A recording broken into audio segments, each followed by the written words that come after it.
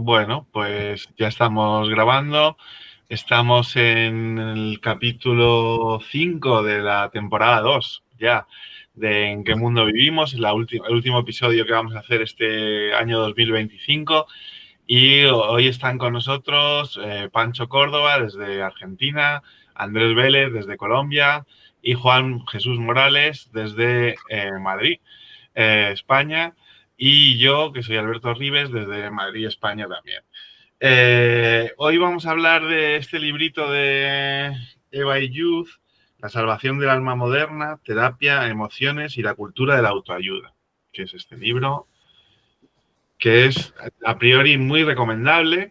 Es un libro que a mí me ha gustado bastante, me parece muy polémico en muchos aspectos que tendremos ocasión de discutir, pero muy interesante en tanto en cuanto presenta un análisis de la estructura cultural, incidiendo fundamentalmente en las modificaciones o las transformaciones del yo que provocan o que han provocado lo que ella llama la psicología en general, o una mezcla, lo comentábamos antes, ¿no? Lo comentaba antes Juan, una mezcla de terapias psicológicas, ¿no? De corrientes psicológicas que ella engloba en un único espectro, ¿no? Me parece muy interesante lo que es el esfuerzo de sociología cultural en la línea de Jeffrey Alexander y de la sociología cultural de la escuela de Yale, ¿no? Norteamericana, que hicieron trabajos teóricos muy interesantes en los años 90 y que después, bueno, ha pasado a ser más, digamos, a operacionalizarse y a hacer ejercicios más empíricos, ¿no? Y este sería un caso más de un ejercicio empírico, teórico, una mezcla, una investigación con fundamento, ¿no? Es realmente una muy buena investigación. El libro está muy bien investigado, ¿no? Está muy bien armado tanto empíricamente como teóricamente, ¿no? Y bueno, me interesa mucho la idea de cómo se va constituyendo una nueva subjetividad y unos nuevos yoes a lo largo del siglo XX a través de la participación o del impulso que tiene la psicología en este periodo de tiempo, ¿no? Entonces, cómo se va transformando, cómo se va construyendo un hombre y una mujer racional y emocional al mismo tiempo, que controlan sus emociones, pero que actúan según sus intereses, en una mezcla, ¿no? De emoción y razón, que daría un poco como pie a esta nueva forma de construcción de las subjetividades, ¿no? Del yo y de las interacciones sociales, a lo que ella le da muchísima importancia, ¿no? El tema del individuo en interacción. A lo largo de todo el libro estás pensando en George Herbert Mead todo el rato, ¿no? Toda la cuestión de la gestión emocional, de la gestión racional, etcétera. Perdón.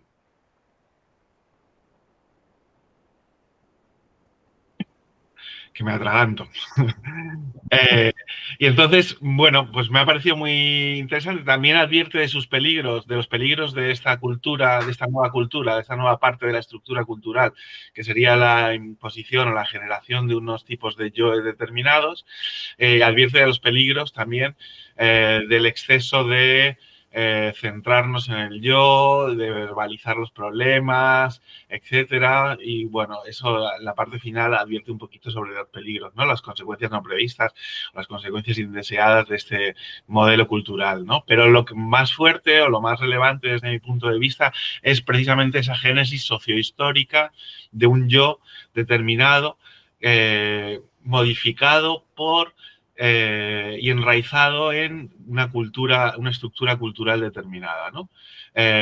Y en ese juego me parece muy interesante. Y luego podemos discutir un poquito más, ahora os doy paso, pero mi primera impresión es que el libro es muy interesante, que merece la pena leerlo, aun cuando es un poco polémico, desde mi punto de vista, porque menosprecia o minusvalora un poco la importancia del capitalismo en la conformación de los sujetos, ¿no? Entonces, bueno, por ahí, claro, el enfoque es cultural y, bueno, digamos que por ahí podemos pensar algo, ¿no? Pero bueno, eso luego lo vemos en siguientes intervenciones y tal. Y os dejo dar vuestra primera impresión, a ver qué os ha parecido. ¿Quién va? Bueno, el chileno en Argentina. ¿Cómo están, gente querida? Último programa del año, feliz. Y me sumo a las palabras de Alberto, que está ahí auspiciando una marca de bebida yankee. Ah, no, mentira. Uno acá tomando mate. El libro es recomendable. Yo creo que es muy recomendable, especialmente para quienes, o en sociedades donde el concepto de la terapia, de ir a terapia, de terapiarse, de psicoanálisis, es muy intenso.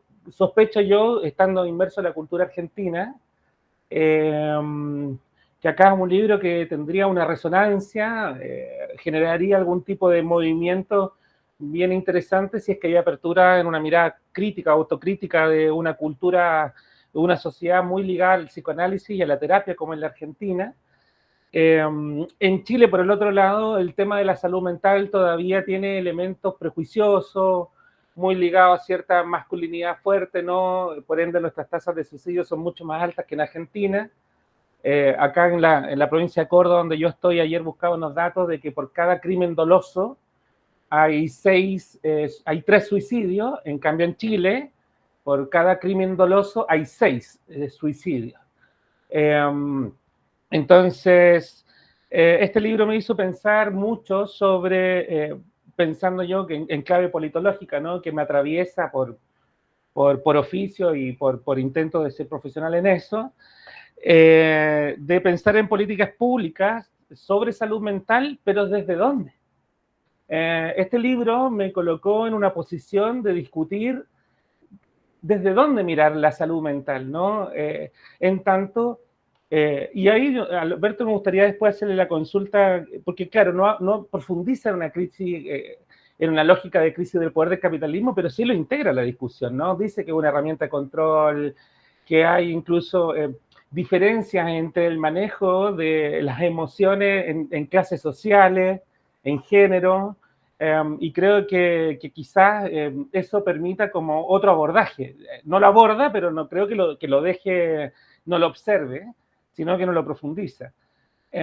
Pero creo que en esta idea, y con esto doy paso porque hay muchas cosas que decir, de cuidar la salud mental, de fomentar la salud mental. Ahora la ONU se votó, excepto con votos en contra de Argentina y Estados Unidos, de transformar la salud mental como un derecho humano, incorporar ese derecho al Homo sapiens, ¿no? A nuestra especie. Pero salud mental, ¿para qué? Para poder resistir el capitalismo y aquí para resistir las estructuras sociales alienantes. Y cómo pensamos la salud mental en tanto libertad, cómo pensamos la salud mental en tanto desligado o ligado a modelos de producción, de consumo económico.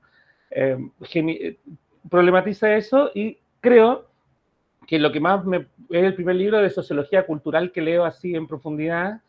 Me pareció muy interesante cómo plantea que la terapia, el concepto de terapia, se transforma en un elemento estructural de la interpretación del mundo y cómo nosotros nos metemos en ese mundo, ¿no? En el mundo occidental.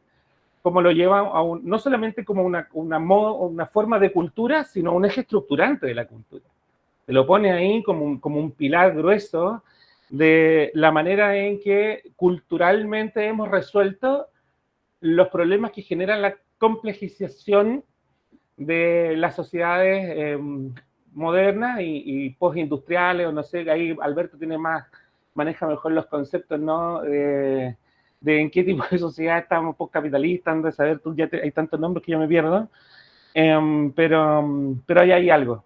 Recomiendo el libro, a partir de ahí, léanlo, y especialmente en sociedades donde la terapia es un elemento propio de la cultura, creo que va a ser muy útil.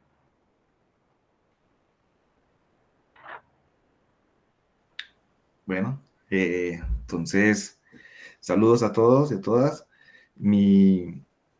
Les hago mi primer comentario del texto La salvación del alma moderna. Me uno, es un texto muy recomendable para leerlo despacito, para poder ir llevando el hilo de la argumentación que la autora nos va proponiendo en el que nos ayuda, digamos, en el marco de este espacio que tenemos nosotros de en qué mundo vivimos, un poco organizar o aclarar, podría ser, esta tendencia que tenemos de un mundo muy psicologizado, muy personalizado, muy orientado hacia las emociones individuales y cosas de ese estilo que, digamos, el libro nos ayuda a ir entendiendo cómo se fue configurando, digamos, este mundo en el que vivimos con esta línea fuerte que está allí, que todos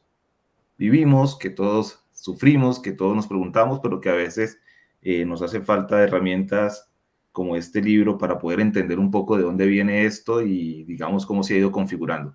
Así que me ha gustado mucho el texto del libro por esa propuesta de la autora que me parece muy valiente, me pareció un texto, digamos, que plantea muchas cosas, a veces contraintuitivas de cuestiones que se han ido ubicando en el imaginario colectivo sobre por qué somos así o cómo respondemos a tales situaciones que hemos ido naturalizando con el paso del tiempo, de individualizar todo y cosas de ese estilo.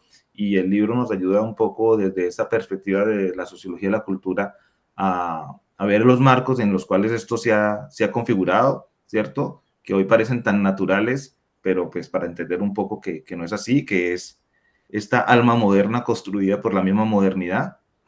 Así que me ha gustado mucho. Me gustó mucho, digamos, la parte de cómo nos ayuda a entender esto, cómo se ha ido institucionalizando todos estos procesos, cómo se ha ido institucionalizando el proceso de la institucionalización de la psicología, del psicoanálisis, de todos estos movimientos terapéuticos, de autoayuda. Esa parte me pareció muy, muy interesante de cómo se logró esto, de cómo hay todo un montón de actores individuales y colectivos que han estado allí trabajando para ello, los libros de autoayuda, las publicaciones, los talleres, o sea, un montón de recursos que han estado apareciendo y cómo dentro de esto lo que más es entender un poco la psicología. Pues aquí yo no soy experto y he tenido, digamos, así unas entradas muy leves a esta disciplina, pero no conocía mucho su historia y sí reconozco su importancia en el mundo social, ¿cierto? La psicología es una de las disciplinas, la más, digamos, dentro de las ciencias sociales, por si lo podemos ubicar allí, apetecida, reclamada, demandada, y eso no es de gratis. Entender un poco eso también me ayuda a pensar un poco también el lugar de la sociología en relación con la psicología en todo este proceso. Y bueno, el texto tiene muchas cosas, dice muchas cosas, a veces un poco por tantas cosas que dice y todo el tiempo que recorre, a veces en mi concepto, digamos, una crítica es que va muy ligero, a veces hay unas generalizaciones que pueden ser un poquito, digamos, fuertes, que podrían ser un poco analizadas con mayor detalle, pero pues lo cierto es que habría tanto, la autora tenía tanto para contarnos y decirnos y contarnos sobre esto desde el siglo XIX hasta nuestros días, de cómo ha estado este proceso, que digamos, de cierta manera se le puede perdonar un poco esas ligerezas y esos pasos tan amplios en el tiempo. Así que pues esa es mi primera impresión, ya luego iremos mirando cosas más en detalle de lo que está aquí. Bueno, por mi parte, igualmente mando saludos a todas y todos quienes nos escuchen. Bueno, me sumo a los comentarios generales, ¿no? De que es un libro bien interesante, entretenido de leer, sugerente, como bien decían ustedes también, que ofrece distintas líneas. Y yo me voy a agarrar un poquito a lo que han apuntado los tres, ¿no? Para mí es un texto bien interesante porque tiene como una perspectiva híbrida en lo que es la sociología, al tomar, por lo menos yo identifico tres grandes corrientes, ¿no? También menos la que hablaba Alberto, que creo que Alberto hablaba de Goffman, creo que dijiste, o dijiste... No, el otro autor, disculpa. Alexander. Bueno, Alexander, dijiste Alexander, pero dijiste otro autor sobre el yo. Gilbert Mead. Mead, vale. Yo lo que sí que identifico como una suerte de síntesis, hibridación de tres grandes perspectivas, la sociología cultural, por supuesto, de Alexander, con la idea del pragmatismo de las ideas, eso luego podemos volver sobre ello. Una mezcla también entre Bourdieu, la teoría de los campos de Bourdieu, esta idea que en varios pasajes habla de cómo se fue institucionalizando el campo emocional, de lo emocional, de la salud mental, pero también de, bueno, pues los estudios terapéuticos, psicológicos, etcétera. Y también una tercera línea, que es la que yo identifico también con el título, ¿no? La salvación del alma moderna, que es la línea más de la sociología comprensiva de Weber, ¿no? Esta idea de cómo el discurso terapéutico se ha convertido hoy día en esta sociedad de capitalismo tardío o sociedad de modernidad tardía en la ideología dominante, ¿no? En cómo este discurso del yo, y luego podemos hablar de las distintas variantes de cómo se entrelazan estas narrativas del yo, como mérito, como autosuperación, pero también como víctima. Esta ideología del yo legitima precisamente esta nueva sociedad posmoderna, tardía, etcétera, ¿no? Y la hipótesis que creo que hay detrás, que es la que plantea la autora, que precisamente estos discursos terapéuticos iniciados con la escuela del psicoanálisis o la corriente del psicoanálisis de Freud, ha ido desbordando lo que fue la oficina, la consulta, el desván del psicoanalista y se expande en otros terrenos sociales hasta ser hoy día la cultura o la ideología dominante, ¿no?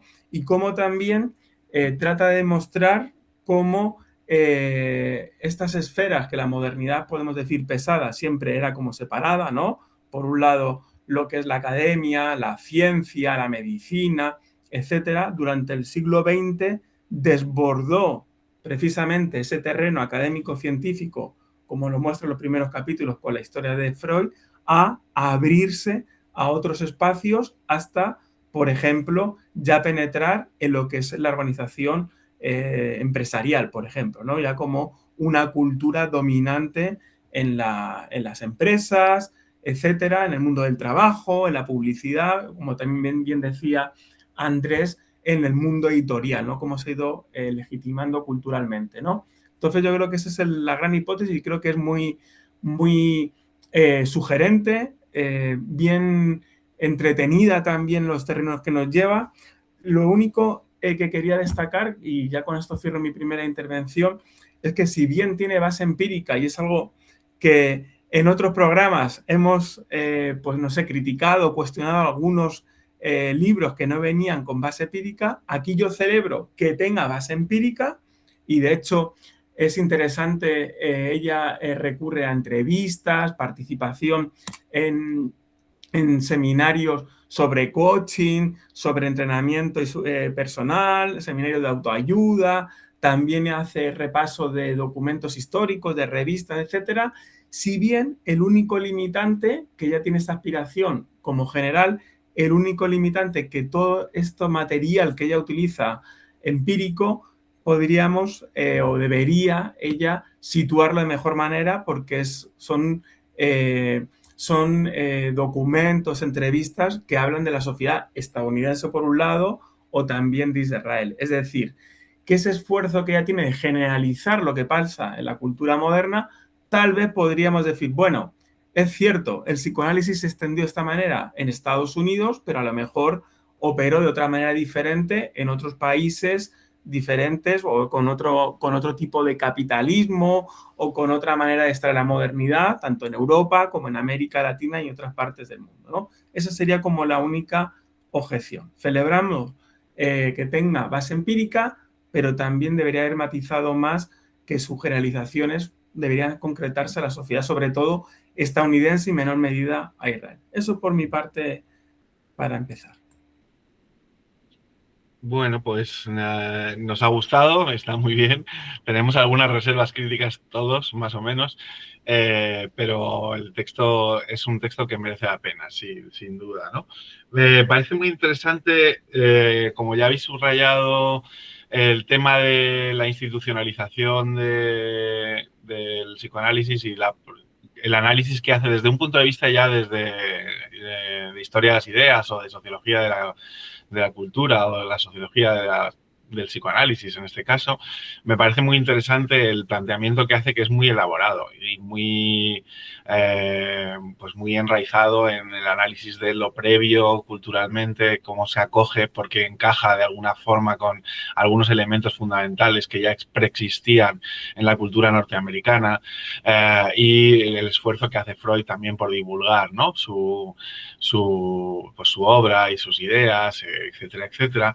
Y eso me parece muy interesante desde un punto de vista de, como digo, de análisis de historia de las ideas o de sociología de la cultura o algo así. Y me parece muy bien hecho ese capítulo en concreto, ¿no? Quizá es el capítulo que a mí más me ha gustado. Me ha parecido quizá el más potente. Eso por un lado. Y aquí que nos dedicamos algunos que nos hemos dedicado o nos dedicamos algunos a la historia de las ideas y a la historia de la sociología, etcétera, pues entiendo que ese capítulo haya resonado bastante, ¿no? Para ver un poco también cómo hacer investigación desde un punto de vista ya más aplicado, de cómo hacer investigación sobre estos procesos de institucionalización o lo que sea, ¿no? Eso me parece muy, muy interesante.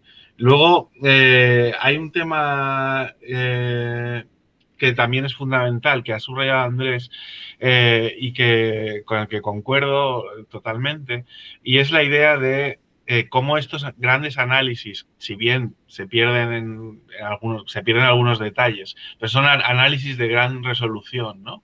Que te muestran todo un proceso histórico de cambio social, de cambio cultural fundamentalmente, cultural primero y social después, cómo estos procesos muestran lo artificial, por decirlo así, de nuestras configuraciones, ¿no? Que es un tema, digamos, esencial en sociología, es lo primero que se aprende, ¿no? Y sin embargo que se olvida constantemente en el mundo real, digamos, en el mundo no académico, no se tiene tanto en cuenta, ¿no? Que estos procesos... Alberto, perdona, ¿a qué le llama artificial? Me pareció interesante eso. Sí, que no son procesos naturales, ¿no? Que son cuestiones socialmente y culturalmente construidas, ¿no? Entonces sería un poco la idea de que el mundo que habitamos está construido por nosotros mismos o a través de unas lógicas que se nos escapan, ¿no? Que es básico de sociología, ¿no? Como el primer análisis que se hace, pero que después cuando nos ponemos a analizar cosas y tal, a veces lo olvidamos. Y entonces el destacar la génesis de un proceso sociohistórico y cultural de creación de un nuevo tipo de sujeto a lo largo del siglo XX fundamentalmente, me parece que es una forma muy interesante, ¿no? Y la única forma posible, de hecho, de abordar estos procesos, ¿no? Y para entendernos, para entender en qué mundo vivimos, ¿no? Como decíamos antes, para entender en qué mundo vivimos, bueno, pues estos procesos tienen un origen y tienen unas formas de difusión, que ha señalado antes también Juan, etcétera, y que van conformando identidades de una forma determinada, ¿no? Y con respecto a lo que señalaba antes de Mead, yo no creo que sea una influencia en Eva y Youth, sino que en lo que da origen es a un individuo mediano, ¿no?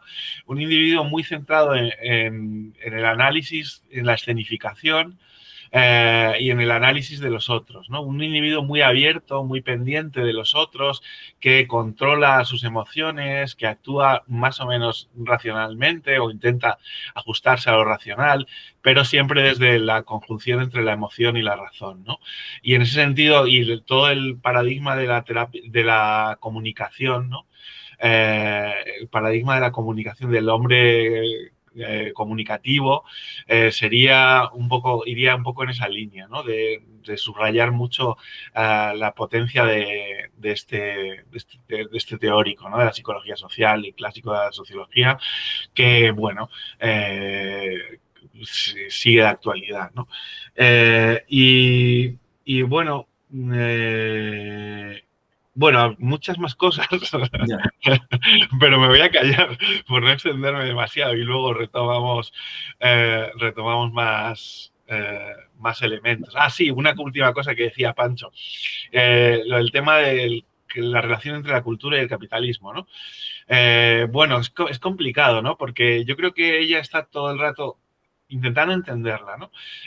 Intentando entenderla y está todo el rato desmarcándose de los análisis que pintan la modernidad del siglo XX como muy represivos, etcétera, etcétera. Está todo el rato intentando distanciarse de eso y de los análisis, pues, de un Foucault o, por ejemplo, o tal. Entonces está haciendo distancia constantemente y, sin embargo, cuando lo vas leyendo es imposible no pensar en que hay unas afinidades selectivas, cuando menos, entre la estructura cultural y la estructura económica o socioeconómica o como queramos llamarla, ¿no? Y en ese sentido yo creo que el libro no es incompatible, simplemente subraya más los elementos culturales. Esa es mi forma de leerlo, ¿no? Yo lo he leído desde ese punto de vista como queriendo decir lo cultural también es importante, como hizo Weber en su momento. Y creo que hace esa advertencia en la introducción del libro. Me da la impresión de que ella avisa de que va a sacar ciertos elementos. Es como un texto que trata de no entrar en un campo ideológico, político, como en una disputa sino trata de describir un proceso. Tiene como un proceso de historicidad, y habla también de la historia, pero desde una mirada de una óptica de la sociología de la cultura. Así que yo creo que en eso estamos. Pero, como bien dices tú, es imposible no, al irlo leyendo, te va dando espacios para decir, bueno, a medida que va evolucionando el management, el mundo financiero, que este mundo financiero no solamente copa las estructuras, la grande estructura de los estados, sino también copa la administración pública. La organización de los estados también se pone eficiente, efectista, cambian los estímulos, aparece toda una nueva lógica de funcionamiento de las organizaciones y se trae la organización empresarial privada a la estructura del Estado. Y además lo que nos muestra ella es que esa misma estructura entra a la gestión no solamente de la familia, que es muy interesante, sino también a la gestión del propio yo. Tomando esta lógica del control de las emociones como cierto capital. Y cómo ese control de las emociones te va colocando en una posición, en términos de Bourdieu, ¿cierto? Como un nuevo capital dentro de algunos campos laborales, económicos, incluso de prestigio, dentro de las relaciones sociales, ¿no? Entonces, atraviesa todo esto. Y creo que el libro va planteando aquello más de manera como que te lo va dejando abierto, de que si tú quieres lo tomas o no, podríamos suponer eso, que ella advierte que no se va a entrar, pero cómo la cultura del individualismo, como pasar de las lógicas colectivas, me encantaría ver cómo se trabaja esto en Asia. Yo tengo un desconocimiento sobre la cultura asiática que me provoca un déficit gigante porque sé que es la mitad del mundo, ¿no? Uno está súper occidentalizado, más de una perspectiva de países colonizados como Chile o Argentina, Sudamérica, que también tenemos una manera de recibir estas cosas no desde el origen nuestro, sino como una imposición de culturas ajenas, ¿no? Que se van adaptando y cómo al menos la cultura occidental capitalista va transformando o individualizando al individuo a tal punto, valga esa redundancia, ¿no? A que prácticamente todos los problemas que lo plantea muy bien, que tú tienes con la sociedad son tuyos. O sea, es tu capacidad de administrar el malestar de la cultura, como diría Freud, no es por la estructura social, no es por la estructura económica, sino que se responsabiliza al individuo. Ahí podemos retomar a Hahn, de cierta manera, y creo que, y en ciertas partes, no sé si les pasó a usted, o yo quedé muy enamorado de Helmut Rosa, pero creo que en algunos lugares también te dice que se enmudecen, pierden cierta conexión con la realidad cuando nosotros tomamos las emociones y las objetivizamos a tal punto que las descontextualizamos.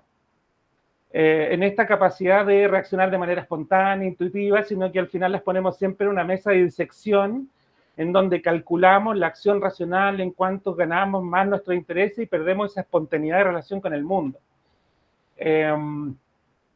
Y yo soy un creyente, esto es parte de la fe y no de la razón, de que el ser humano siempre es mucho más complejo que su lógica racional economicista, que por eso todavía sostenemos ritos, por eso de alguna manera apelamos a creencias, porque no somos capaces de asir a través del lenguaje racional y de las matemáticas y todas estas cosas duras la experiencia de la vida. Se nos escapa siempre parte de la experiencia de la vida.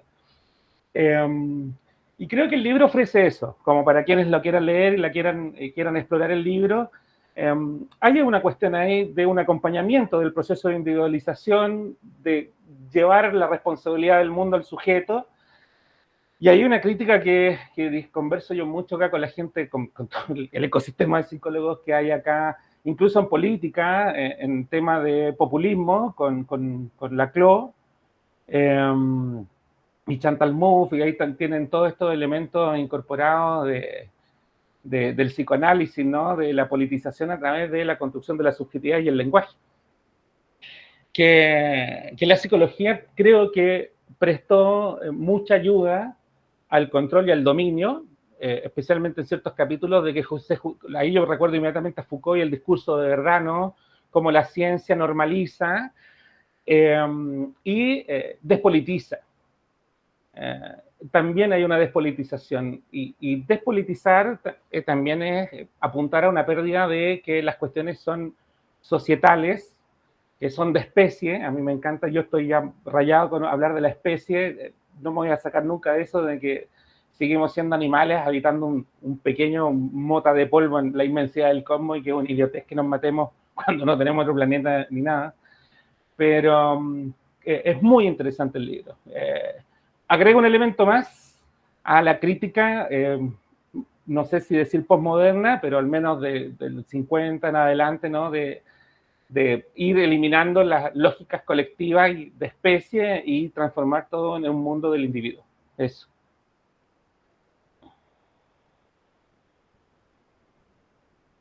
Bueno, voy a recoger algunas de las cosas que han dicho para avanzar allí. En relación a lo que decía Alberto ahora sobre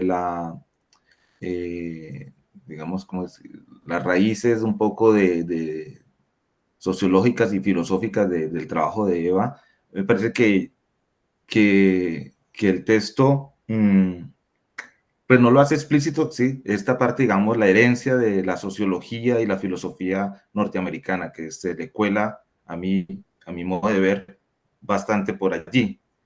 En Herbert Mead, sí, John Dewey, el pragmatismo norteamericano, la filosofía pragmática está muy presente y aunque arranca, digamos, con Freud y con la cultura o con los antecedentes de la europeos, pero pues esto está leído desde Estados Unidos y desde la formación que hay allí con esto. Entonces, pues esa parte sí está, digamos, no está explícita, pero pues se logra de pronto pillar o qué sé yo. En ese sentido, una de las cosas, digamos, de ese primer capítulo, de esos dos primeros capítulos sobre la importancia de Freud y cómo, digamos, está en su propuesta y en su movimiento para ir instituyendo el psicoanálisis o sus ideas, a mí me parece que de pronto allí es una de las cuestiones de cómo llega la cultura norteamericana, ¿cierto? Faltaría, no sé, ahí sí peco, digamos, por desconocimiento de la disciplina, pero lo poco que conozco, o sea, Estados Unidos está ya totalmente, digamos, en esta misma línea, en esta misma onda, desde finales del siglo pasado, digamos, y el arribo de Freud más allá de su carisma y de su fuerza y de su potencia y de todo, digamos, lo que logró hacer desde su punto, pues ya estaba todo dado para que, digamos, todas estas ideas llegaran y se aplomaran, digamos, de esa manera tan rápida como fue posible, ¿no? O sea, ese proceso allí, digamos, seguramente esos análisis existen y peco por desconocerlos de la institucionalización de la psicología y el psicoanálisis, pues tienen muchos otros detalles que el texto no nos permite, pues porque va rápidamente para simplemente decirnos, vea, aquí hay una idea que se estaba gestando y en Estados Unidos esto reventó de tal manera que por muchos lados logró conectar con la cultura popular, con la cultura empresarial, con la cultura organizativa, con todo, ¿sí? Entonces, esa parte me parece que es muy importante porque sí, obviamente hay que reconocer que Estados Unidos se convierte en la potencia mundial, ¿cierto? Y en Occidente, y desde allí fluye, digamos, la influencia para el resto del mundo y el poder que tiene Estados Unidos para irradiar todas estas ideas de diferentes medios, pues sí, digamos, en Latinoamérica, Estados Unidos nos, digamos así, prácticamente nos traen su versión de las ciencias sociales y cosas de ese estilo, así que, pues es importante ver esto y de cómo ella nos permite entender un poco por qué estamos así, por qué pensamos así y cómo se desarrolla esto. Y también con lo que decía Alberto ahora acerca de cómo esto lo vamos olvidando, de que eso tiene una raíz, de que tiene un origen, un constructo, y de cómo yo cuando leía el texto me ponía a pensar un poco conectando con esto de las dificultades que tenemos, mi sesgo aquí de docente, de la enseñanza de las ciencias sociales o de la sociología en los primeros semestres, cuando los estudiantes nos llegan muy con esta lectura y esta visión muy personalista del mundo, ¿sí? Muy tipo, yo a veces, pues esto lo digo aquí entre nosotros y que no salga, muy tipo reality show, ¿sí? Muy, digamos, con esa línea de lo que nosotros vemos y que nos transmiten a través de los medios sobre cómo enfrentar los conflictos, de cómo todo se personaliza, de cómo todo se individualiza, de cómo todo soy yo, y cómo, por ejemplo, en la enseñanza de la sociología un poco, por poner otra perspectiva, se dificulta, o a mí se me dificulta, digamos, bastante para poder un poco romper esos esquemas, o no romperlos, pero por lo menos colocar un esquema alternativo que esté allí y que ellos se pueda ver. Entonces, esta parte me parece, el texto pues da como un poco de herramientas para entender un poco mi angustia en esos momentos, digámoslo así. Me gustó mucho esta noción, no sé si sea de ella, de capitalismo emocional, ¿sí? Porque hay esa manera, yo veo allí en el texto, de poder entender de cómo hay un acople que pareciera que no existiera o que fuera contradictorio, pero que en realidad no lo es, y a veces es donde yo digo que ella a veces es muy osada porque dice cosas que parecieran que no encajan, pero como el capitalismo con su lógica racional, tecnificada, burocrática, despersonalizada, casa perfectamente con todo esto del control de las emociones, con una forma de psicología que se alimenta, ella lo dice allí, se alimenta del mismo trasfondo cultural, o sea, el capitalismo con su forma de organización y su forma, digamos, de productividad y todo esto, y esta manera y este otro discurso o narrativa sobre la psicología y las emociones, todo esto tienen un mismo trasfondo cultural que pareciera que fueran por caminos diferentes, pero que se acoplan perfectamente para el mantenimiento del statu quo, digamos, de cómo, digamos, el mundo del trabajo, el mundo de la vida económica se rigen, digamos, por cuestiones a veces muy parecidas. Entonces ella muestra allí de cómo todos estos referentes, estas categorías económicas se insertan en la psicología, y a la vez cómo categorías de la psicología se insertan en el mundo económico, y y van quedando un mismo narrativo, un mismo discurso que luego es el que tenemos aquí como una totalidad. Entonces, esa idea del capitalismo emocional me pareció muy, muy interesante, muy fuerte. Y para cerrar esta segunda intervención, sí, también me pasó lo mismo que a Francisco, que a Pancho, que hubo momentos en que recordé a Harmut Rosa con lo indisponible, con todo este otro elemento de la espontaneidad y de cómo, digamos, dentro de todo este armazón que ella nos logra presentar, esto queda como de lado, así, todo es muy calculado, el matrimonio, la vida íntima, todo un montón de cuestiones donde uno se supone que en este mundo es el espacio para poder resonar y todo esto, pero como que no, sí, todas estas situaciones que nos van pasando. Eso sería, digamos, hasta allí. Sí, yo por mi parte voy a partir en esto que decía Andrés del capitalismo emocional, ¿no? Y yo creo que es una de las grandes paradojas del libro, ¿no?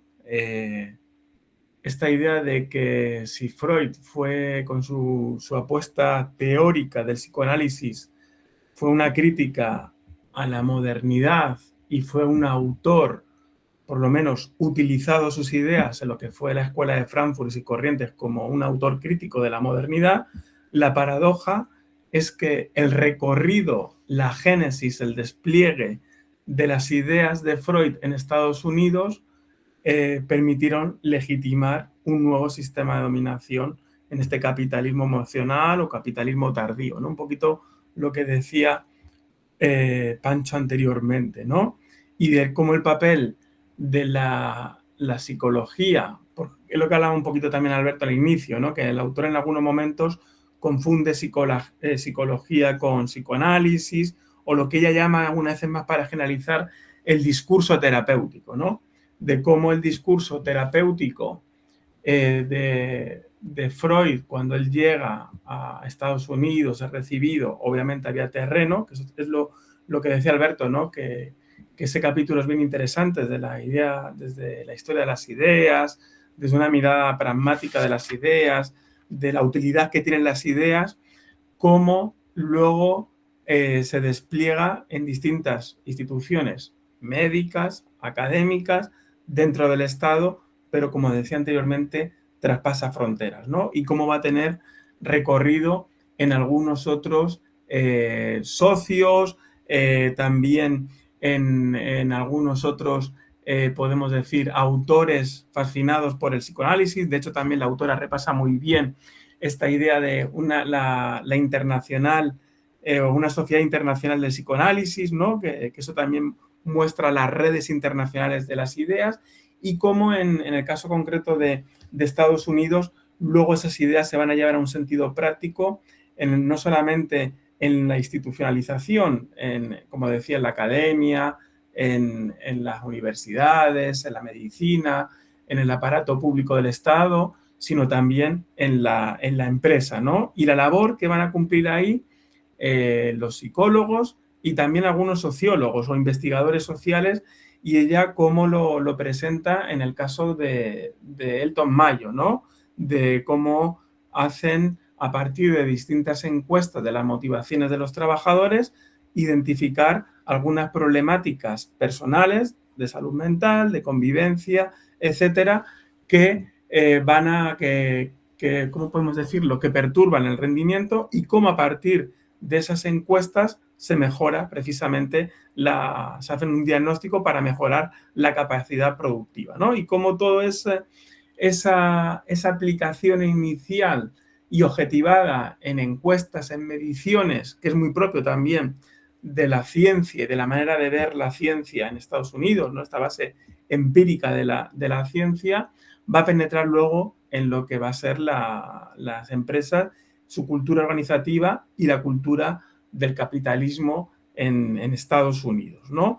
Además, me pareció también muy interesante, no sé si era el tercer, cuarto capítulo, en el que la autora continúa con esta idea de este campo de las emociones, ¿no? Hablando de los distintos dispositivos, mecanismos para institucionalizar las ideas, ¿no? Nos hablaba ya, como decíamos, estas instituciones médicas, académicas, científicas, la empresa, el papel de los terapeutas, psicólogos, y luego, algo importante, lo que nos interesa en el mundo de las ideas, la sociología de la cultura o la historia de las ideas, el papel de las editoriales, ¿no? Del mundo editorial, ¿no? Y de cómo a partir de los años 40, 50, 60 en adelante es tierra fértil el mundo editorial y sobre todo el fenómeno de los libros de autoayuda, ¿no?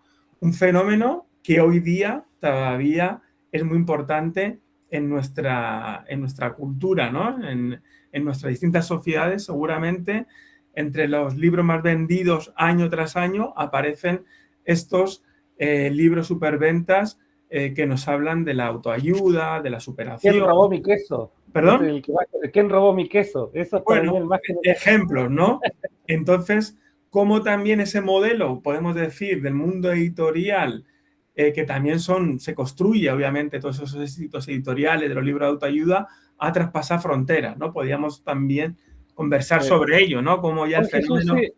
Perdona, a mí me parece, perdona que te interrumpa, pero... No, por favor. Ella destaca que eso penetra porque tiene la capacidad de entregar herramientas. Claro. Es decir, más allá de terapiarte o de construir, sino lo que entrega son ciertos insumos, tips. Es el mundo de los tips, de que la gente está buscando, y eso es interesante, de que hay una búsqueda de cómo soportar el mundo. Exacto. Entonces, no voy a evadir a través de las drogas, no los voy a ocupar de divertimento, sino no voy a entrar en la evasión, no sé si me explico, y hay personas que buscan racionalmente herramientas para gestionar un mundo que se está volviendo loco, y como la responsabilidad es tuya, y no social, entonces estos libros pegan muy bien porque te entregan herramientas. Yo creo que ella lo destaca muy bien, y yo lo pensaba en el campo de lo político, ¿no? Porque hoy día, en este efectismo que se le solicita a los políticos y a la vida política que resuelvan cosas, ya no es una disputa por ideas o por mundos posibles, sino que alguien solucione. Hay cierta demanda de practicidad en la cultura actual de pásame algo que funcione, corto, rápido y que se aplique, y si no, vamos con otra cosa. Ese era como el paréntesis que querían en lo que estás relatando. No, y calza con lo que también habían dicho tanto Andrés como Alberto anteriormente, ¿no? Con esto, cuando hablaba de lo artificial también, ¿no? Por eso yo cuando en la primera intervención hablaba nuevas formas de dominación también, ¿no? Más sutiles, y que bueno, ya lo dijo Beck en su momento con esta frase, bueno, soluciones biográficas a problemas estructurales, ¿no?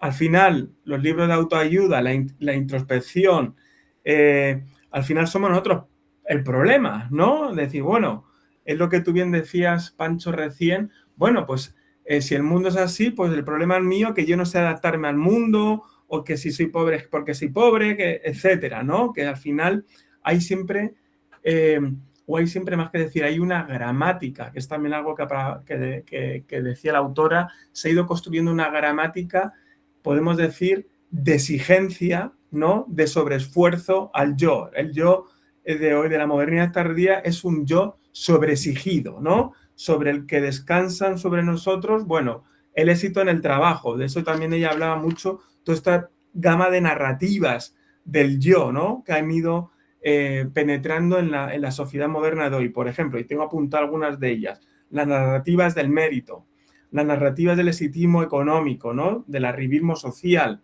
¿no? También estas ideologías aspiracionales que representan estas gramáticas de que, bueno, yo todo valga por el éxito, yo también, el yo como víctima, padezco, pero soy capaz de sufrir, de sobreponerme a cualquier acontecimiento, cualquier accidente en mi trayectoria, ¿no? Y a lo mejor son problemas estructurales, crisis económica, desplazamientos políticos, etcétera, ¿no? Cambios también en el capitalismo, ¿no? De cuando se toman ciertas decisiones, despidos, etcétera, etcétera, ¿no?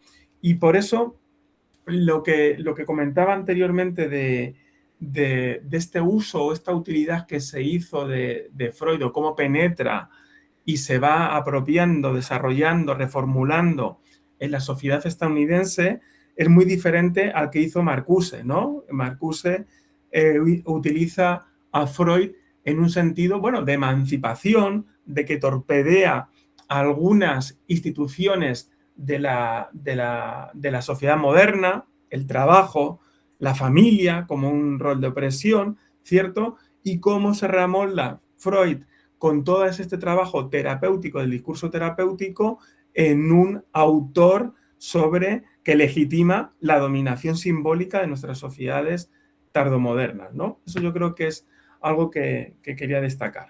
No sé si he sido concreto más o menos, porque es bien interesante el libro. Luego después continuaré con algún otro aspecto. Eso por mi parte de momento. Pues muy, muy interesante y encajo por ahí, ¿no? Lo que comentabais ahora Pancho y Juan, los dos, la cuestión fundamental es que no es tanto cómo soportar el mundo, sino cómo construir un yo que sea adecuado, ¿no? Cómo estamos obligados a construir un yo una vez que ha sido disuelta la estructura social que nos proveía, nos proporcionaba un yo determinado, ¿no? Entonces, lo que tenemos que hacer es construir el yo. Y eso desde Durkheim lo sabemos, ¿no? Como el individuo individualizado se ve obligado a construirse. Para él era un desastre y todo tenía muy mala pinta y iba a acabar muy mal. Otros autores en los 90, antes citaba Juan a Beck, yo citaría a Giddens también, ¿no? Con la idea de la construcción constante del yo, ¿no? La idea de que tenemos que tener un proyecto y es un proyecto reflexivo. Ella habla también de reflexivo, ¿no? En la personalidad reflexiva o algo así, y lo vincula con estos teóricos de los 90. Un par de veces, ¿no? Sí, lo cita. Y utiliza el concepto de reflexivo, ¿no? Que es muy, muy de Giddens, ¿no? Y está muy bien. En ese sentido, no tengo queja ninguna con respecto a esa parte, ¿no? Es decir, la idea de el individuo tiene que construirse porque no viene dado de serie de dónde somos, ni a dónde vamos, ni qué somos, ni qué hacemos, ¿no? Entonces, ese exceso de reflexividad que nos caracteriza ahora mismo, ¿no? Como individuos que construimos constantemente nuestros yoes, ¿no? Prácticamente, ¿no? Eso por un lado, y muy de acuerdo con los comentarios que habéis hecho, pero por complementar un poco. Y luego, en segundo lugar, lo que comentaba Andrés del control de las emociones, ¿no? Que es muy interesante. Y que está a lo largo de todo el libro, y él lo comparaba con Rosa, y también ha salido antes Hartmut Rosa por ahí. Y a mí me parece muy interesante un libro que cita, que menciona, que es el de Arlie Russell Hochschild, que tiene un apellido difícil de pronunciar para un español, pero que se llama Hochschild, y que habla de lo que hace es actualizar a Goffman utilizando la noción de capitalismo, ¿no? Y entonces lo que hace Hochschild es un análisis empírico de las azafatas de vuelo Delta, de la empresa Delta, me parece que era, y cómo se ven forzadas a gestionar sus emociones de tal forma que el cliente siempre quede satisfecho, ¿no? Y eso, decía Hochschild, al final acaba generando una alienación emocional, ¿no? Los individuos, las azafatas en este caso, se iban a su casa y ya no sabían muy bien qué sentían, ¿no? Cómo habían perdido el control, ¿no? Y está muy bien el análisis que ella lo introduce en el texto como un ejemplo más, ¿no? Y sin embargo, a mí me parece que ese es un libro capital, de lo que es la implantación de la sociología de las emociones en el discurso sociológico, que es muy reciente, que apenas tiene unas décadas y que empieza en los años 80 y 90 y de la que ella forma parte, ¿no? Porque si decíamos antes la sociología cultural es fundamental para Eva y Youth, bueno, pues la sociología de las emociones es fundamental también para entenderla, ¿no? Son las dos líneas, yo creo, maestras, ¿no? de su pensamiento. Y entonces me interesa mucho cómo rescata este estudio de Hochschild, porque realmente en ese estudio lo que se le ve es cómo se le mete una punzada o cómo se hace más afilado un análisis que ya estaba en Goffman, ¿no? Goffman nos decía, bueno, tenemos que gestionar cómo nos adaptamos emocionalmente a las situaciones sociales. Cada situación social nos requiere un tipo distinto de emoción y debemos de gestionarlo en privado. Vamos a un funeral y tenemos que comportarnos como si estuviéramos en un funeral, ¿no? Y sin embargo, lo que dice Hochschild es sí, pero eso es verdad, pero cuando interviene el capitalismo, la cosa se convierte en más conflictiva, más problemática. Cuando la empresa es la que decide cuál es tu tono emocional, tú estás ahí ya en una situación de inferioridad y de alienación, etcétera, que después te llevas a tu casa, ¿no? En ese sentido, todo este control emocional y lo que hablábamos de esa forma suave de control social, pues se ve claramente en ese estudio, ¿no? de Hochschild, y está aquí muy remarcado y muy subrayado, y estoy muy, muy de acuerdo, ¿no? Como realmente el capitalismo actual sí que nos obliga a controlar nuestras emociones de una forma que puede ser alienante para nosotros y hacer que el mundo no resuene, ¿no? Por decirlo con Rosa, volviendo a Rosa de nuevo, ¿no? Y un poco Rosa lo que planteaba era, bueno, vamos a intentar reconectar, ¿no? Con el mundo y con los otros y con nosotros mismos, ¿no? Reconectar de una forma más auténtica y más profunda lo que nos produciría la posibilidad de salir de la alienación, ¿no? Bueno, en ese sentido, lo que tenemos es todo lo contrario, y lo que tenemos es todo lo contrario en parte por culpa de este discurso terapéutico, o como lo llamamos, que ha invadido todas las facetas de la sociedad y que se ha constituido como el eje, alguien decía antes, el eje central de la cultura, ¿no? Contemporánea. Y a mí me parece que es así, ¿no? Estoy muy de acuerdo con ese punto de vista. Se convierte en el eje central de la cultura porque el yo es el centro de la cultura y el centro de nuestro universo. Realmente. Y ahí volvemos a lo que hablábamos antes de la despolitización y de la pérdida de la importancia de lo interaccional, ¿no? Más allá de quedarnos encerrados en un yo todopoderoso que al final no puede nada. Y bueno, hay muchísimos temas, pero con esto os doy paso. No hay sociedad, solo un yo y mercado. Tenía como esa lógica, ¿no? Le hemos hecho en esto. Dale, Andrés. Yo quería hacerle una pregunta a Alberto, pero es que ahorita mencionó a Durkheim y lo que él le había dicho, y yo cuando leía el texto, sobre todo en esos primeros capítulos, o sea, no soy muy experto en esa parte, pero cuando hablaba sobre la moral y la importancia, digamos, de cómo ese discurso moral en el siglo XIX fue perdiendo la importancia para ordenar el mundo personal, el mundo de los sujetos, ¿sí? Y se transformó todo eso. Y yo he recordado a Durkheim porque, pues Durkheim muchas veces es conocido como el sociólogo de la moral y cosas de ese estilo. Y ahí yo digo, bueno, es importante volver a Durkheim y ver cuál era la lectura que él tenía de ese siglo XIX y cómo leía este aspecto, porque como nosotros, la moral ya se nos volvió, digamos, un término como a huirle, ¿sí? A repeler, y creería yo, de lo que me ha acercado allí, que es muy diferente la noción que maneja Durkheim de moral y todo esto, y que sería muy bueno volver a entender un poco allí esto para poder comprender un poco ese tránsito que fue lo que pasó, ¿no? Que fue lo que se perdió y que lo que estaría allí. Así que, pues, ahora cuando lo mencionaste, yo volví a recordar esa línea que de allí y no sé si de pronto tienes algo allí. Sí, o sea, en Durkheim lo moral al final es lo colectivo hecho cultura, que se desprende básicamente de nuestra participación en las interacciones sociales. Es decir, los individuos en interacción social van generando una estructura cultural. Y de hecho la sociología cultural bebe mucho de Durkheim. Y entonces lo moral fundamentalmente es eso, y la pérdida, el estallido de lo moral en la modernidad temprana, que es cuando está escribiendo Durkheim, es para él un problema fundamental, ¿no? Él dice, bueno, en realidad esto es una monstruosidad sociológica. ¿no? El mundo que estamos construyendo, si no hay una estructura moral que nos sujete, que nos permita orientarnos hacia los otros. O sea, toda su obsesión no es tanto el contenido de lo moral, sino que haya alguna moral. Y que esa moral esté basada en la interacción con los otros, en la orientación hacia los otros.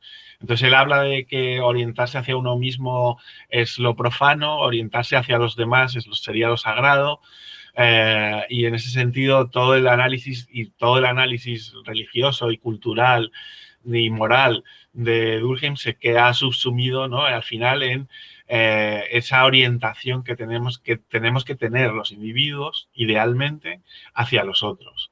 Y que eso sería, digamos, una forma de restaurar el orden perdido por el estallido como consecuencia de la división del trabajo social, ¿no? Esa sería un poco la idea. Entonces, claro, la idea fundamental es que este individuo, claro, Durkheim se pondría de los nervios si viera el presente, ¿no? Porque, claro, el individuo individualizado que él entendía no lo era tanto. Si lo analizamos, si lo comparamos con el de hoy, ¿no? Esto que hablábamos antes de tener que construirnos, de tener que no sé qué, de tener no sé cuántos, todo eso eran sus pesadillas realmente. Era lo que él pensaba que podía suceder en el peor de los casos.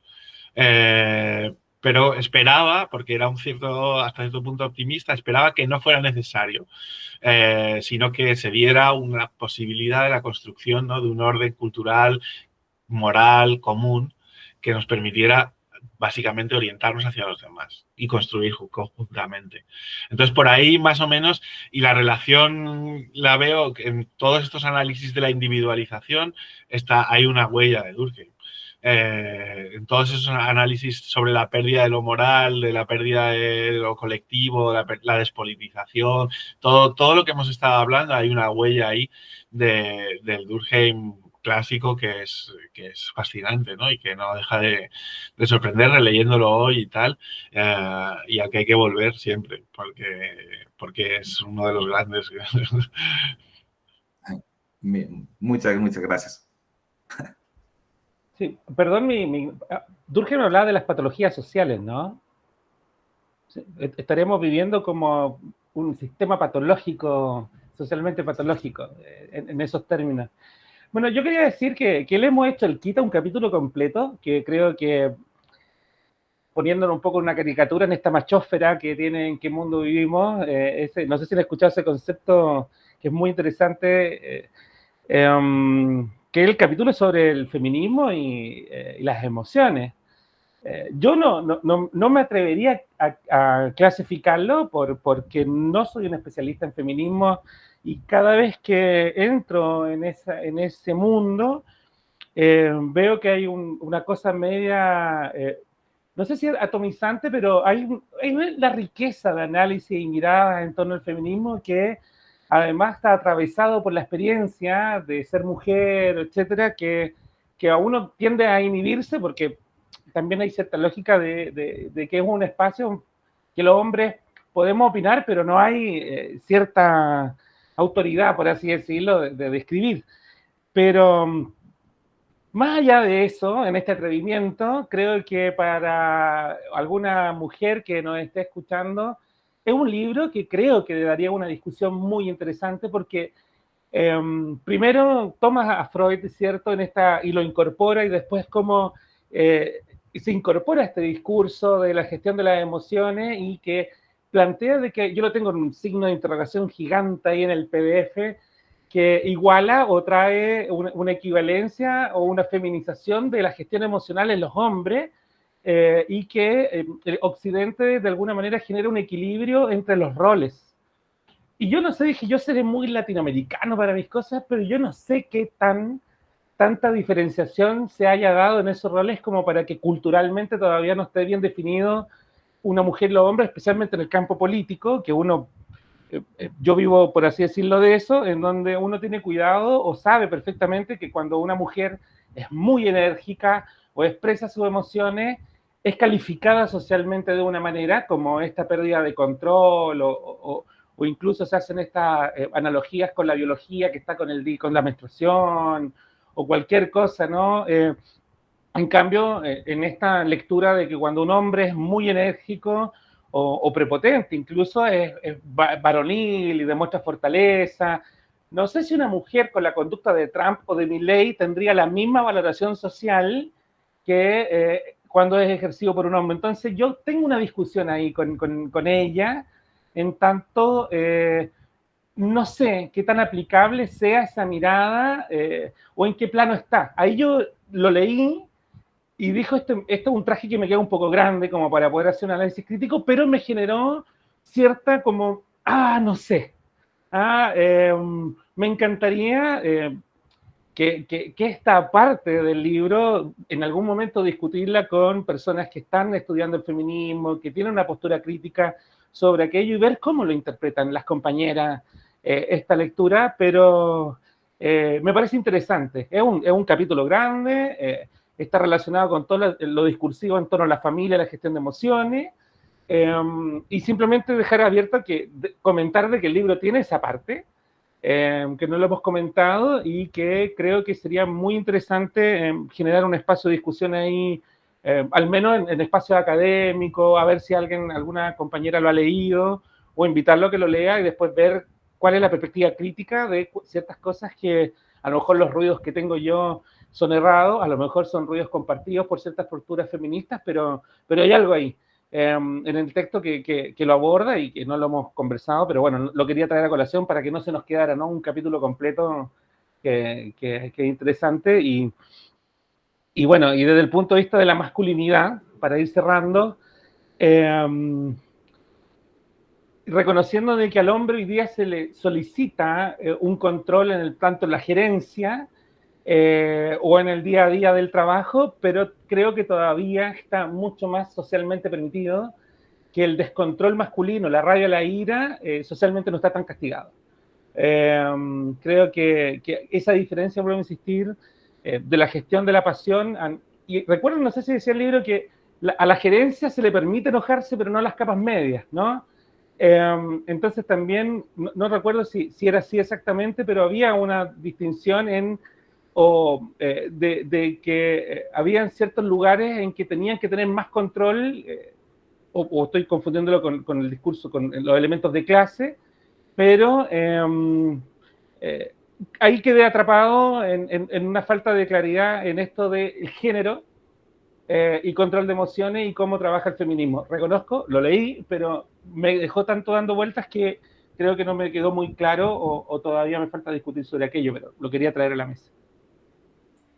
Yo, si me permiten, para complementar esto último que ha dicho Pancho, yo tampoco para nada soy especialista en temas de género, pero en ese capítulo lo que yo entendí, la hipótesis que planteaba la autora de manera sugerente y también podemos decir contrapelo como muchas teorías feministas, discutiéndola, es que ella decía que Freud de manera indirecta o manera invisible había ayudado a los movimientos feministas en Estados Unidos, ¿no? Freud, como un autor a partir de psicoanálisis que identifica que la familia es un lugar de opresión, de generar traumas, dramas, encadenamiento, etcétera, fue tomado el psicoanálisis de manera indirecta por algunas autoras feministas en Estados Unidos, o más que tomado, que hay cierto paralelismo en los discursos de estas feministas estadounidenses con los postulados de Freud. Libérate, encuentra tu yo, supera tu síndrome de Edipo, de no sé, etcétera, etcétera, ¿cierto? Entonces, creo que ahí es lo que plantea la autora, ¿no? En que hay como una influencia de Freud en ciertas autoras del movimiento feminista y también por lo menos pone algunos títulos de libros, ¿no? De cómo por lo menos en algunas historias feministas está esta idea del autodescubrimiento, de la superación, que eso encadena con el discurso terapéutico de Freud. Y como bien dices tú, Pancho, bueno, pues seguramente pues alguna compañera que lo pueda leer nos pueda complementar la mirada o nuestra interpretación. Pero lo que yo sí que quiero apuntar, ya que estoy aquí en el micrófono, es algo esto último que también hablaba Pancho de las emociones, ¿no? y que ya se ha dicho un poquito, lo dijo Andrés antes, con el capitalismo emocional, y en otras partes también ella habla de una estratificación emocional, ¿no? Hablando un poco de justamente la gestión de las emociones al interior de las organizaciones, las empresas, en el capitalismo, ¿no? Y que nos viene a decir, aunque no lo resuelve mucho, ¿no? Y tampoco me convence mucho esta idea de estratificación emocional, ¿no? Porque la hace a partir de algunas entrevistas, nos pone ejemplos, y lo que ella quiere relevar es justamente esta idea del control emocional, ¿no? De la contención, ¿no? Tiene que ver la contención del individuo, el sujeto sujetado, ¿no? Sobre todo en el contexto de las empresas, que era lo que más se hablaba, decir, bueno, y con algunos testimonios de algunos hombres y mujeres, ponía eso, ¿no? Bueno, yo controlo las emociones en la empresa y eso me permite ascenso social, ¿no? Movilidad social, ¿no? Y lo ponía con ejemplo también de mujeres. Que ello tiene que ver también con aspectos que hemos ido hablando en distintos programas, yo creo, ¿no? Esta idea también del proceso de la individualización y de la modernización como un constreñimiento de la parte más emocional, más subjetiva, si se quiere, del sujeto. Y creo, con esto de las emociones, algo que sí que me pareció interesante, en cambio, porque creo que, como decía, no desarrolla muy bien esta idea de estratificación social, sí me gustó otra parte que la tenía por aquí apuntada, que creo que lo habla en las conclusiones, en los últimos capítulos, de cómo también ha habido a la vez en esta cultura de la sociedad tardía o de este capitalismo tardío, etcétera, una reconversión, ¿no? Como una hibridación entre el proceso de racionalización por un lado, que son más weberiano, y las emociones. Y ella nos viene a habla en una parte, emocionalización de la conducta económica, cuando apela al concepto de cómo se ha incorporado en la sociedad del consumo y en la cultura capitalista en Estados Unidos y también hoy día este concepto de inteligencia emocional, ¿no? Y hace todo el recorrido, la génesis del libro de Coleman y cómo muestra que había todo tierra fértil para ser un gran bestseller, y hoy día se habla mucho, tanto en el ámbito político, económico, etcétera, la inteligencia. En pedagogía escolar, el aprender a que los niños gestionen sus emociones como Exacto. parte del currículum Entonces, formativo, es impresionante cómo penetra eso es, cómo ese discurso terapéutico en los últimos 20 o 30 años ha impregnado distintas áreas de la vida social, ¿no? Ya esa idea de la performatividad como ya la tenemos incorporada en nuestra agencia cotidiana, ¿no? Y luego, por el otro lado, la otra contracara de la moneda, si quieren, es cuando habla de la racionalización de la vida íntima, ¿no? Y hablaba también de cómo el discurso terapéutico fue un torpedo a las relaciones familiares, pero también se ha ido racionalizando la vida familiar o las relaciones de pareja como contrato, como logros, como consecución de metas compartidas, etcétera, etcétera, ¿no? Como lo familiar o en las relaciones de pareja no es importante lo emocional, pero también la racionalización, es decir, la consecución de algunos objetivos. Y nos viene a hablar también que se difuminan las fronteras entre la emocionalización de la conducta económica con la relacionalización de la vida íntima. Y bueno, tuvimos el ejemplo en los últimos años con la pandemia, ¿no? Donde todo eso convergió, ¿no? Entonces, bueno, creo que la autora lo anticipó también, ya supo descifrar algunas tendencias de nuestra vida moderna. Eso sería para complementar. Bueno, pues yo recojo el guante de Pancho y voy al tema de la androginización, ¿no? Cómo los varones van controlando sus emociones, las mujeres van controlando las emociones también y van convergiendo en una única figura prácticamente sin género, ¿no? Me parece una idea provocadora, una idea interesante que, bueno, si nos ponemos históricos, enraiza con Norbert Elias, ¿no? Y el proceso de civilización y cómo es toda la construcción de los individuos más civilizados, entre comillas, y que van desembocando en una especie de un único tipo de sujeto válido para el capitalismo, para la familia, para la empresa, para todo, para el Estado, para etcétera, ¿no? Como un único tipo de individuo válido, ¿no? Y en ese sentido no sabría qué decir si estar de acuerdo o no con esa tesis, pero me parece una tesis provocativa, ¿no? Una tesis interesante y provocativa. Y bueno, diría que algo de eso hay, algo de eso hay. O sea, que me aventuro a posicionarme un poco parcialmente en esa, con mucho miedo y con mucho tiento, pero sí que me parece interesante la propuesta. Y nada, era solamente esto.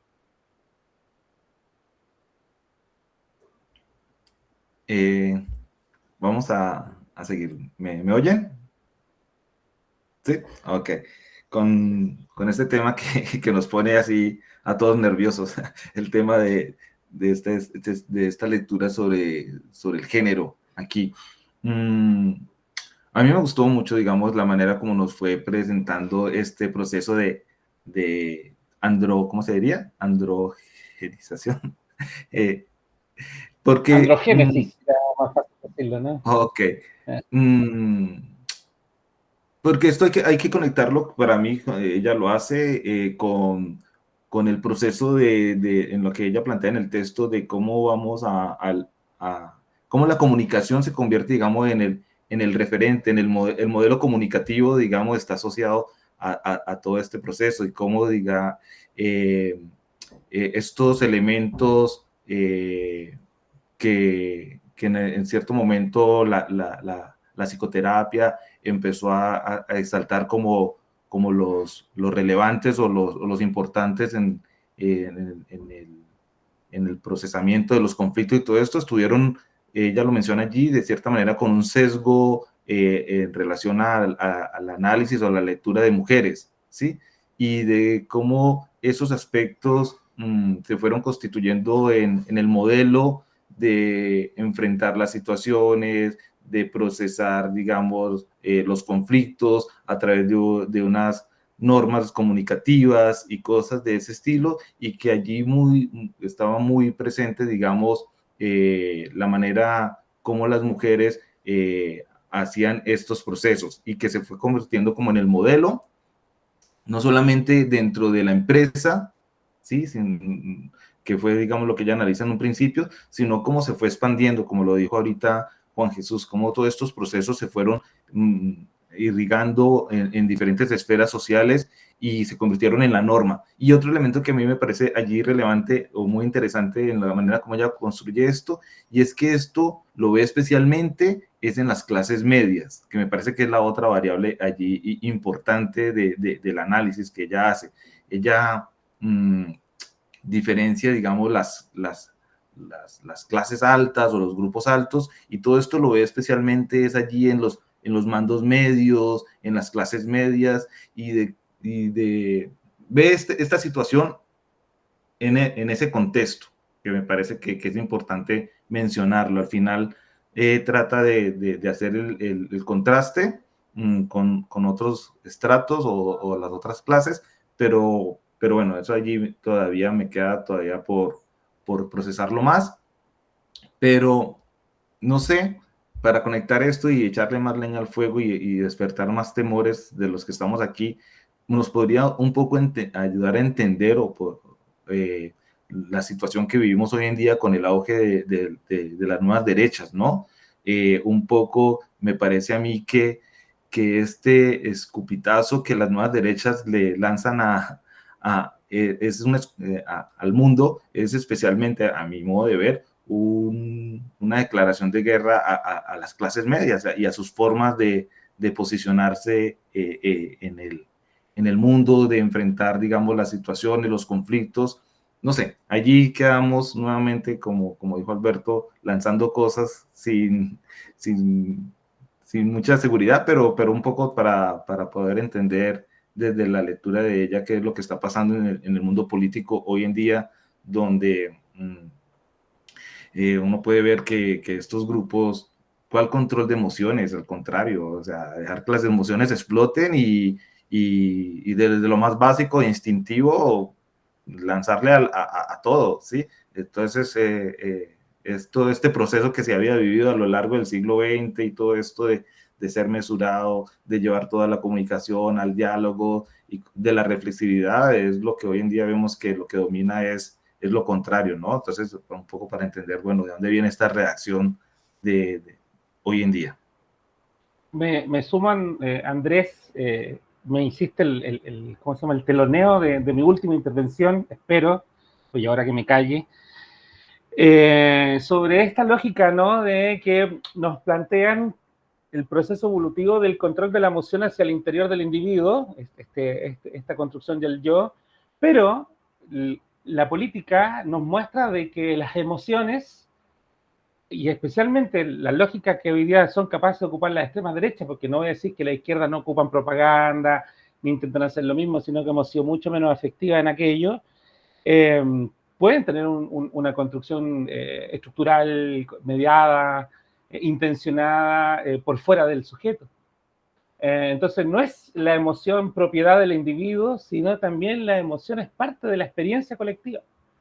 Tanto en ambiente como capacidad de ser intencionada. Entonces, claro, por un lado hace que el individuo gestione, pero por otro lado las estructuras de poder las gestionan por fuera.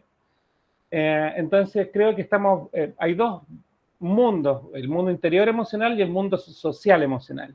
La percepción, el clima, hay un montón de conceptos que creo que usamos cotidianamente que están hablando de cómo a nivel masa, en mediado, se pueden ir construyendo elementos que vayan disparando o dopamina o cortisol y distintos elementos de nuestra corporalidad que van predisponiendo nuestra disposición en el mundo. La cantidad de estrés que nosotros vivimos por la estructura social y por el miedo que se puede provocar a través de los medios de comunicación, predisponen también ciertos elementos emocionales y la emoción se racionaliza, o como dice Humberto Maturana, que siempre lo cito, somos seres emocionales, luego seres racionales. Nosotros pensamos en función de cómo nos sentimos. Por eso el dicho, no hay que tomar decisiones ni cuando uno está muy enojado ni muy alegre, porque son pic emocionales y en el estado de la ataraxia, por así decirlo, la imperturbabilidad, tomar las decisiones. Pero ese reconocimiento de que las emociones disponen la razón, creo que por más allá que no hayan tratado de meter que es tu gestión emocional, hay que reconocer que políticamente la emoción es una herramienta.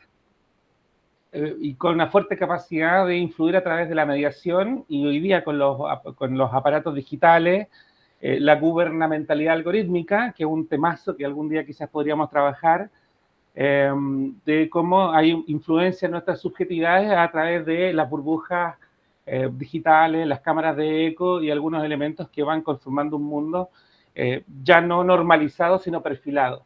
Y son dos cosas muy distintas, compararse con una norma a compararse con uno mismo. Y eso transforma la subjetividad y las relaciones sociales. Así que eso como último comentario. Bueno, no sé si os queda algo más que añadir. Yo añadiría solamente una brevísima nota a lo que ha comentado Andrés. Es un escupitazo a la clase media, me parece muy bueno. Las nuevas derechas y tal.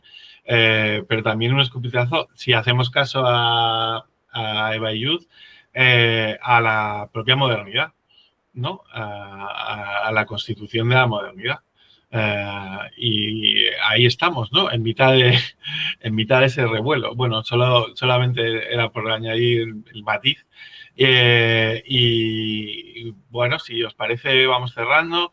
Despedimos el programa de hoy y os doy las gracias a todos por participar y estar en una discusión tan interesante. Nos hemos dejado mil con 1000 líneas por ahí, pero que, bueno, creo que le hemos dado un buen repaso al libro y lo hemos disfrutado. Y nada, pues muchas gracias y voy a detener la grabación.